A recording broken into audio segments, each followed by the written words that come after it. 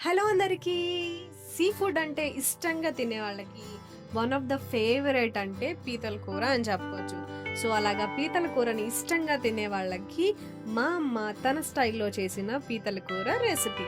ముందుగా మనం వేడి వేడి నూనెలో పచ్చిమిర్చిని ఫ్రై చేసుకున్న తర్వాత అందులో ఉల్లిపాయ పేస్ట్ వేసుకొని ఉల్లిపాయ మగ్గేంత వరకు మనం దీన్ని ఫ్రై చేసుకోవాలి. ఉల్లిపాయ మగ్గిన తర్వాత అందులో పసుపు, అల్లం వెల్లుల్లి పేస్ట్ వేసుకొని అల్లం వెల్లుల్లి పేస్ట్‌లోని పచ్చి వాసన పోయేదాకా ఒక 2 నిమిషాల పాటు మనం దీన్ని ఫ్రై చేసుకోవాలి.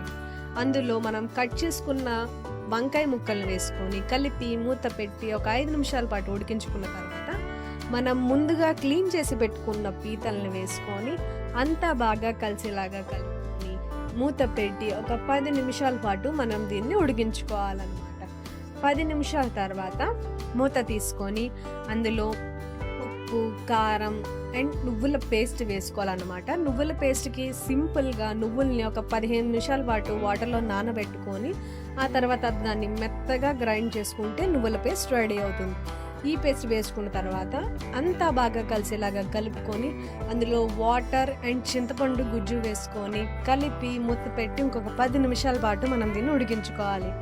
ఈ లోపల మీరు టైం వేస్ట్ చేయకుండా వీడియోని లైక్ చేయండి, ఛానల్ని సబ్స్క్రైబ్ చేసుకోండి. అలాగే మీకు ఈ రెసిపీ ఎలా అనిపించిందో కామెంట్ సెక్షన్లో కామెంట్ చేయడం మాత్రం అస్సలు మర్చిపోకండి.